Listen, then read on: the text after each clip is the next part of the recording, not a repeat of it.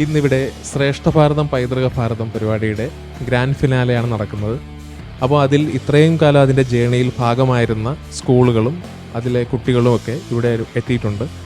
അപ്പോൾ അവരുടെ ഇത്രയും കാലത്തെ അനുഭവങ്ങളും ഇതിൽ നിന്നുള്ള എന്തൊക്കെ പഠിച്ചു എന്ന എല്ലാ കാര്യങ്ങളും നമുക്കൊന്ന് അവരോട് ചോദിച്ചറിയാം. ശ്രേഷ്ഠ ഭാരതം പൈതൃക ഭാരതം പരിപാടി മോൻ്റെ ജീവിതത്തിൽ എന്തെങ്കിലും മാറ്റം കൊണ്ടുവന്നിട്ടുണ്ട്?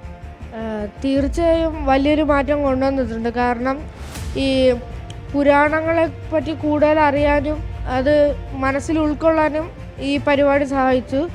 പിന്നെ ഞങ്ങളുടെ സ്കൂളിൽ തന്നെ പുരാണങ്ങളെയും മൂല്യങ്ങളെയൊക്കെ പ്രോത്സാഹിപ്പിക്കുന്നത് കൊണ്ട് തന്നെ ഇതിൽ പങ്കെടുത്തത് കൊണ്ട് എനിക്കത് വർദ്ധിപ്പിക്കാൻ പറ്റി.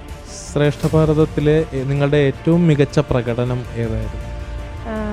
ഏറ്റവും മികച്ച പ്രകടനം എന്ന് പറയാൻ പറ്റുന്നത് ക്വിസും ഡിബേറ്റും ആയിരുന്നു. സംവാദം.